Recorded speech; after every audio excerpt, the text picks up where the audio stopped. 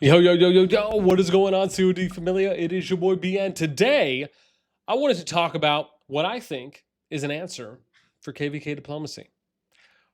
How can we go about trying to have the easiest, most straightforward KvK diplomacy that will elicit the best possible matchups, the best possible PvP experience?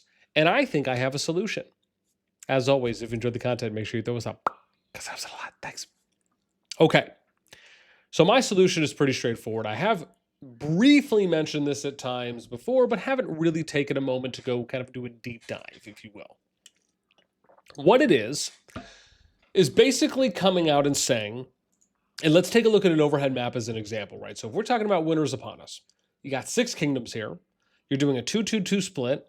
If we're talking about calling a courage or COC, it's 1 by 1 by 1 by 1, right? So it's 4 corners, but basically would be creating a bunch of 2v2s, right? In Rise of the Dragon, it was very almost kind of a little bit closer to Winters Upon Us, but you were able to get what felt like better like zone 2s because you had a little bit more flexibility on where you could go, right? So as an example, if you started here in zone 1, in this example in 37 where you see 288, you could go to the 65 zone 2, 65 could go to yours, you could go to the 206 zone 2, they could go to yours. I just loved the flexibility there that you had available to you. And obviously there's no Dragonfall at the moment. But for me, one of the biggest challenges that we've been seeing, and I'll show you this as well when we give you a little quick re-preview here on the sheet for the matchups. This is from the Gen 2 group in KvK, right? Remember, their Zone 2 just opened. It's been open a couple days. Zone 3 will be opening shortly. But you look at the matchups and you think about, well, how does KvK diplomacy usually play out? In most cases, it is going to play out where you're trying to get even teams. You're trying to say, look, let's do this 3v3, or let's at least create 2 teams and try to keep things as simple as we can. Now, part of the challenge here is that, and I think this is one of the things lost on some people, is when, or maybe just not thought of initially in its fullest context, is when you are doing diplomacy for your KvK as a whole, and you're accounting and factoring in all the kingdoms there, and you're saying, well, let's try to go for these 2 different teams. The problem is that when you split the teams down the middle, it's not as though you're doing a west versus east.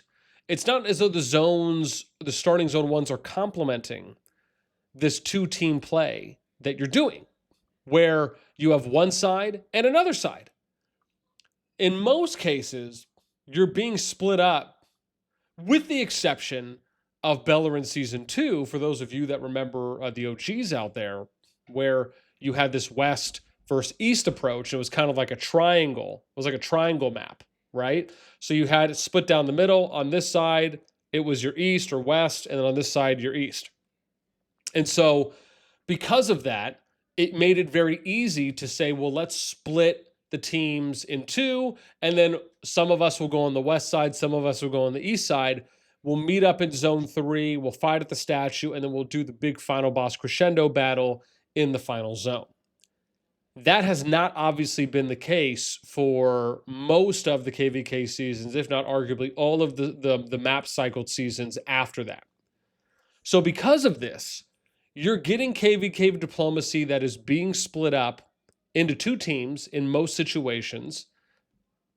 And because of that, you are then having to play it out in basically ISO matchups, right? So you're having these isolated 1v1s or isolated 2v2s leading up to the final zone, because when you're doing KvK Diplo and you're saying, well, let's try and make the 2 teams as balanced and as fair as possible, the only way, because you have to think about, well, okay, well, if you're doing that, you're essentially creating the ideal matchup. But the challenge is that you're not able to engage or have that matchup play out until the final zone.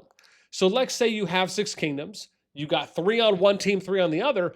it's not as though you're going to be able to play out this 3v3 in zone 2. And in most cases, you're not really going to be able to play out the zone 3 as far as equally right off the bat in its entirety in zone 3 either. The only zone you're going to be able to have this happen in is the final zone.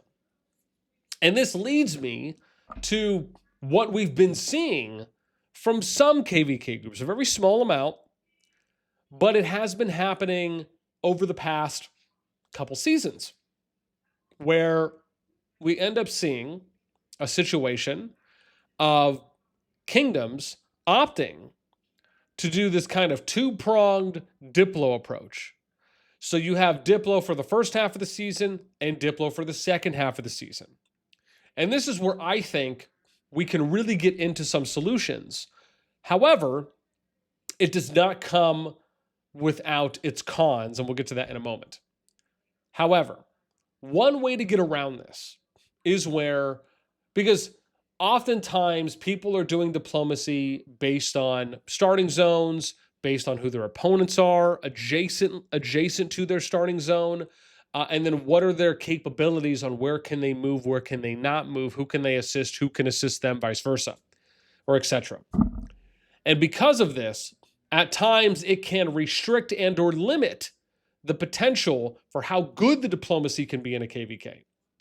So one of the ways I have thought through seeing this and through thinking of this prior to seeing it is, well, what if you ended up having some of the KvKs basically just say, look, we'll just do a free-for-all in zone 2 and we'll do a free-for-all fight in zone 3 with the exception of that every kingdom gets an opportunity to make it to the final zone.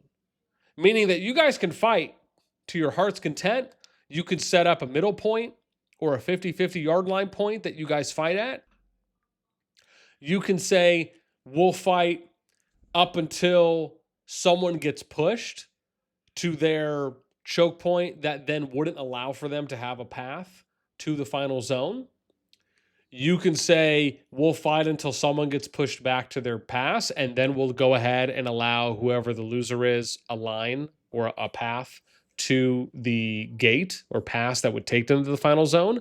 So whether or not you just want to say, look, let's divvy up zone 3 50-50, we'll fight in the middle, or you fight until someone loses, but then you give them whatever the most minimal amount of pathing is to the final zone just so they can get there and get to the pass, so they can enter once it does open.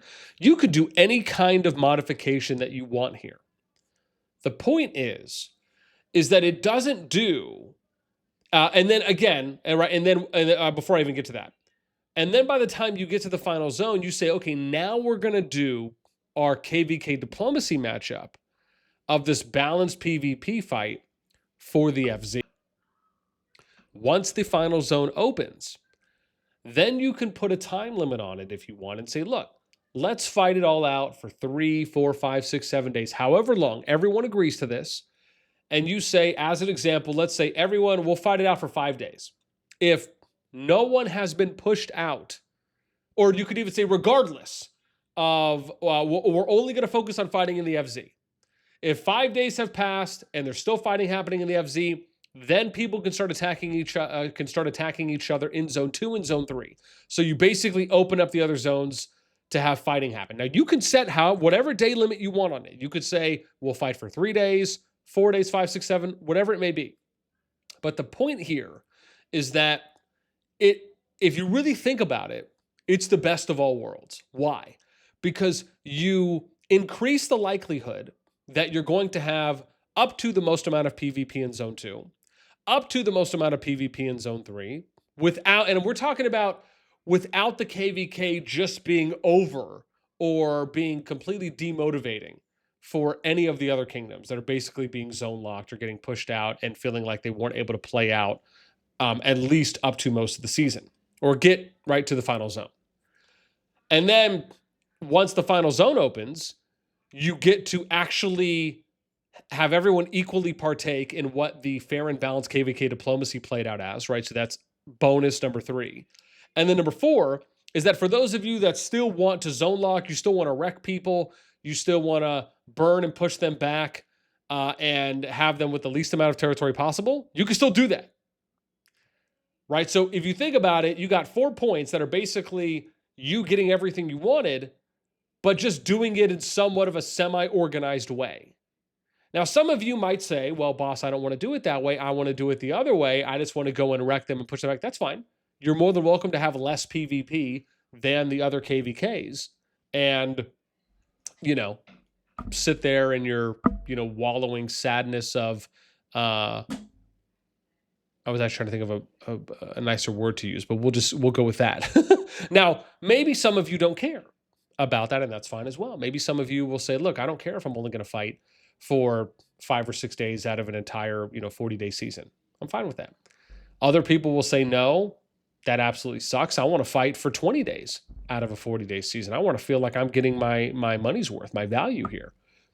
I think regardless of what side of the fence you fall on, the fact of the matter is that we have seen player, alliance, and kingdom satisfaction at a lot higher of a percentage when the fights can last longer and not shorter.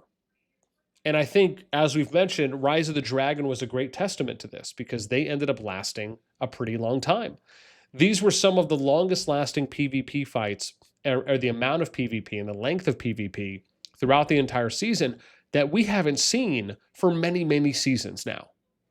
So by all accounts, Rise of the Dragon was a phenomenal success compared to predecessor seasons a while ago.